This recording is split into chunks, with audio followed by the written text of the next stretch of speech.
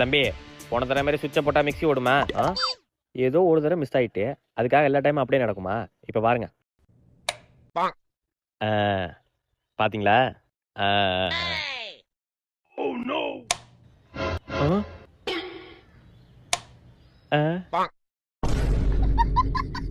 என்ன மறைக்கிறீங்க? ஏதோ சின்ன கோளாறு தான், இருங்க சரி பண்ணி தரேன். ஆமா, ஃபேன் என்ன கதை?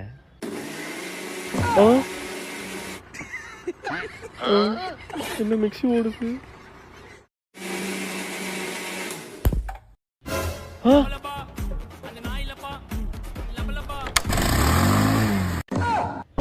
என்னடா அது, வண்டிலாம் எப்படி ஆன் ஆகுது?